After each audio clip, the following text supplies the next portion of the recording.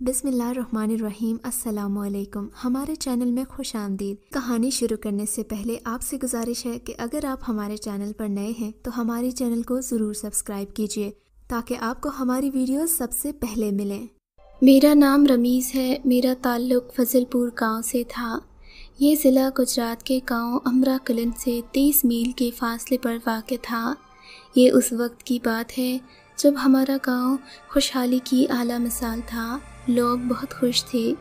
گاؤں کے ذمہ دار بھی بہت نیک انسان تھے جن کا نام کریم تھا، اور یہ جو کہ میرے دوست پرویز کے والد بھی تھے۔ ذمہ دار صاحب کی گاؤں میں ایک بہت بڑی حویلی تھی۔ گاؤں کے لوگ بھی کھیتی باڑی کرتے اور بہت خوشحال زندگی گزار رہے تھے۔ میں نے اور پرویز نے ساتھ ہی تعلیم مکمل کی۔ چونکہ ہمارا دھیان زیادہ تر پڑھائی کی طرف نہیں تھا، اسی لیے ہم 8ویں تک ہی پڑھ سکے۔ وقت کا پہیہ گھوما اور ہم کب جوان ہو گئے ہمیں پتہ ہی نہ چلا۔ ذمہ دار صاحب نے کبھی خود میں اور گاؤں کے لوگوں میں فرق نہیں سمجھا تھا۔ یہی وجہ تھی کہ لوگ ان کی بہت عزت کرتے تھے۔ میرے دوست پرویز کی محبت پرلے گاؤں کے ذمہ دار کی بیٹی سے تھی، جس کی شہرت لوگوں میں کچھ اچھی نہیں تھی، اور یہ بات صرف میں ہی جانتا تھا، مگر پرویز اکثر اس سے ملنے جاتا تھا اور اس کے گاؤں جانے تک ایک لمبا فاصلہ طے کرتا، مگر شاید عشق کا اثر تھا کہ 10 کلومیٹر کا فاصلہ اسے کچھ لگتا ہی نہیں تھا۔ میں نے اس کو کئی بار سمجھایا کہ یہ لڑکی تمہاری محبت کے قابل نہیں ہے، تم بعد میں اس سے محبت کر کے پچھتاؤ گے، مگر وہ میری ایک بھی نہیں سنتا تھا۔ کہتے ہیں کہ ایک بار انسان اگر برائی کی دلدل میں گر جائے تو اس کا نکلنا ناممکن ہو جاتا ہے۔ ایسا ہی کچھ میرے دوست پرویز کے ساتھ ہوا۔ وہ اس لڑکی کی صحبت میں رہ کر اب شراب کا نشہ بھی کرنے لگا تھا۔ میں نے پھر اسے منع کیا، یہاں تک کہ ذمہ دار صاحب سے کہنے کی دھمکی بھی دی، مگر وہ ہمیشہ مجھے اپنی دوستی اور اگلی بار اس گندی چیز کو ہاتھ نہ لگانے کی قسم دے کر چھوٹ جاتا، مگر میں اس کی اس حالت سے بہت پریشان ہو گیا تھا۔ ایک دن ذمہ دار صاحب نے مجھے بلا ہی لیا۔ وہ پوچھنے لگے، بیٹا رمیز، آج کل یہ پرویز کو کیا ہو گیا ہے؟ رات کو دیر تک باہر رہتا ہے اور کام کاج میں بھی اس کا دھیان نہیں ہے۔ آخر تم پتہ کرو کہ اسے ہوا کیا ہے، تم اس کے دوست تھے، تم زیادہ بہتر جانتے ہوگے۔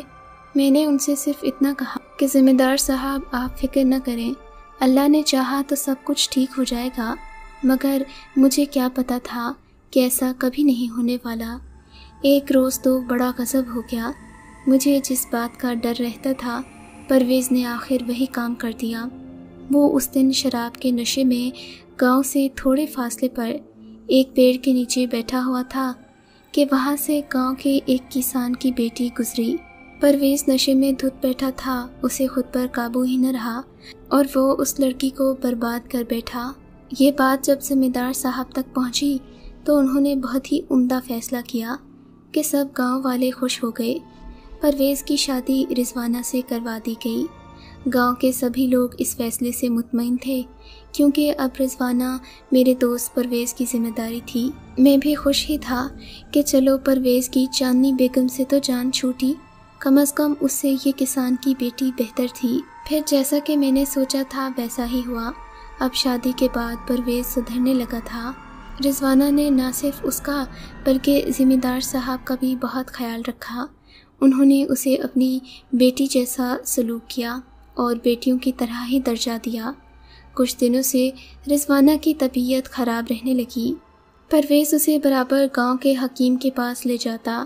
جب تک وہ ٹھیک نہ ہوئی وہ اس کی خدمت میں لگا رہا۔ میں نے سوچا پرویز کو کتنی نیک دل بیوی ملی ہے، پرویز کو جس نے اپنے پیار اور توجہ سے اس کو بدل ہی دیا۔ پھر ایک رات رضوانہ کی طبیعت زیادہ خراب ہو گئی۔ پرویز اسے گاڑی میں ڈال کر گجرات کی طرف نکل پڑا۔ راستے میں ہسپتال پہنچتے پہنچتے ہی وہ دم توڑ چکی تھی۔ یہ خبر ذمہ دار صاحب اور میرے دوست پر قیامت بن کر ٹوٹی۔ اس کی وفات کے بعد میرا دوست بہت پریشان رہا تھا۔ اس کا حویلی میں بھی دل نہیں لگتا تھا، اور اسی غم میں کچھ عرصے بعد ذمہ دار صاحب بھی خالق حقیقی سے جا ملے۔ ان کے جانے کے بعد جیسے کسی نے گاؤں کے لوگوں کا سائبان چھین لیا ہو، लोग खुद को यतीम महसूस करने लगे। यूं लग रहा था एकदम से खुशियों ने गांव का रास्ता बदल लिया हो। लेकिन ज़ख्म जितना भी गहरा हो, वक्त के साथ साथ भर जाता है। और फिर यूं ही हुआ। वक्त गुजरने के साथ साथ सब अपने कामों में मसरूफ़ हो गए, मगर ज़मींदार साहब की याद सबको आती रहती थी। अब जो बात मैं आप लोगों को बताने जा रहा हूँ, वो मुझे परवेज़ ने खुद ही बताई, और मैं लफ्ज़ ब लफ्ज़ आपकी नज़र कर रही हूँ। रिजवाना के गुजर जाने के बाद एक बार फिर मैंने ख़ुद को शराब की लत में डुबो दिया था, मगर उसकी मौत के गम में नहीं, बल्कि उसकी मौत की खुशी में। उसके मर जाने से यूँ लगता था जैसे मैं एक कैद से आज़ाद हो गया हूँ। मैं फिर से अपनी रानी के पास जाने लगा, क्योंकि मैंने उससे शादी का वादा किया था। अब मेरी शामें उसी के पास गुजरने लगीं। मेरी खुशियों का एक कांटा तो निकल चुका था। अब जो बचा था वो ज़िम्मेदार साहब थे, जो न जाने कहाँ से उठाकर मुझे लाए थे। और फिर एक रात मौका पाकर मैंने उनको भी ख़त्म कर दिया। अब सब कुछ मेरा था, मुझे कोई रोकने वाला नहीं था। और एक बात बताऊं, अपनी बीवी रिजवाना को भी मैंने ही मारा था। मैं उससे शादी करके कभी खुश नहीं था। मेरे दिल पर तो मेरी चांदनी ही राज करती थी। फिर मैंने उसे मारने का मंसूबा बनाया। मुझे पता चला कि रिजवाना जिन भूतों से बहुत डरती है। मैंने उसे डराना शुरू कर दिया। हर रोज़ नित नए तरीक़ों से उसे डराता, जिसका उसे अंदाज़ा भी नहीं था। मैं उसके लिए एक अच्छा शौहर भी था और एक डरावना ख्वाब भी। उस रात भी मैंने एक खौफनाक ढोंग रचाकर उसे डराने की कोशिश की थी, जिसकी वजह से उसके कमज़ोर से दिल में दर्द उठा। मैं फ़ौरन अच्छा शौहर बना और उसको लेकर हस्पताल भागा, मगर उसे एक सुनसान सड़क पर वाक़या कब्रिस्तान में ले गया। मैंने जानबूझकर गाड़ी बंद कर दी और फिर पानी लेने के बहाने गाड़ी से नीचे उतरा। साथ ही मैंने गाड़ी में एक डरावनी आवाज़ की रिकॉर्डिंग लगा दी। सुनसान सड़क, अंधेरी रात, साथ ही कब्रिस्तान। उस बेचारी का तो पहली आवाज़ में ही दिल धड़कना बंद हो गया था। मैंने बस आखिरी बार उसकी चीखें सुनी। मैं उसे लेकर हस्पताल पहुंचा तो डॉक्टर ने उसे मुर्दा करार दिया। कहा कि इसकी मौत हरकतें कल्ब बंद हो जाने की वजह से हुई। उस दिन मैं बहुत खुश था। उस ज़िम्मेदार के मरने के बाद पूरी हवेली पर मेरा राज था। फिर एक रात मुझे एक अजीब सी आवाज़ आई। नशे की वजह से मैं आवाज़ सही तौर पर सुन नहीं पाया, मगर अगले रोज़ वो आवाज़ दोबारा आई। किसी ने मुझे नींद से जगा दिया। मैंने देखा तो एक बहुत ही भयानक चेहरा था, जो कभी इंसान की शक्ल में आ जाता और कभी बहुत ही भयानक रूप धार लेता। मैं बहुत डर गया। मैंने घर से निकलना भी छोड़ दिया, मगर अब रोज़ाना मेरे साथ यही होने लगा। शाम को आकर कोई अजीब अजीब आवाज़ें निकालता। मुझे समझ में नहीं आ रहा था कि मेरे साथ हो क्या रहा है। फिर एक दिन मैं अपने कमरे में लेटा छत वाले पंखे को घूर रहा था कि अचानक से कमरे में एक बादल सा नमूदार हुआ और वही आवाज़ें आने लगीं जो मैं पिछले कुछ दिनों से सुन रहा था। मैं हड़बड़ाकर उठ बैठा और पूछा, कौन हो तुम? क्यों मुझे तंग कर रहे हो? फिर अचानक ही वहाँ रिजवाना की सूरत नमूदार हुई और आवाज़ आई, इसे तो पहचानते होगे तुम?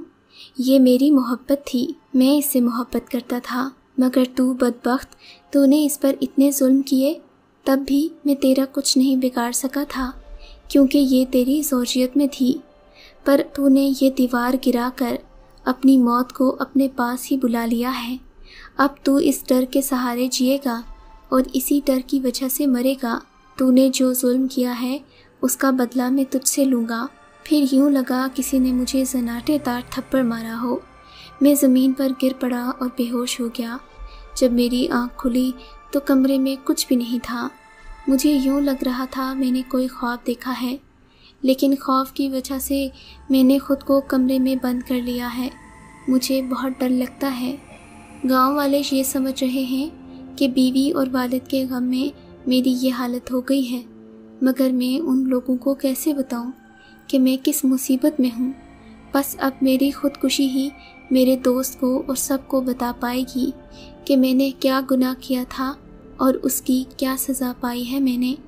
तुम्हारा दोस्त परवेज़, خط پڑھ کر میری آنکھوں سے آنسو رواں ہو گئے۔ یہ پرویز کی موت کا تقریباً 8واں دن تھا۔ یہ حویلی کیسے اجڑ گئی تھی۔ میری نظروں کے سامنے ہی سب منظر بدل گئے تھے۔ جب میں یہاں پہلے آتا تھا تو یہ گھر ایک مکمل خاندان تھا، لیکن آج یہاں ہر طرف موت کی سی ویرانی تھی۔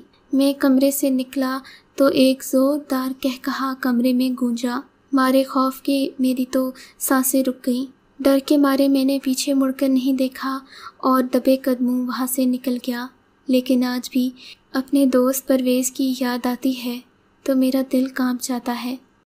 اگر آپ کو یہ کہانی اچھی لگی ہے تو اس ویڈیو کو لائک کیجیے اور اس طرح کی مزید ویڈیوز دیکھنے کے لیے ہمارے چینل کو سبسکرائب کیجیے۔ اور ہاں، اگر آپ کی کسی دوست، رشتہ دار یا بہن کے ساتھ خدا نہ کرے ایسا کوئی واقعہ پیش آیا ہے تو ہمیں کامنٹ سیکشن میں اس کے بارے میں ضرور بتائیے۔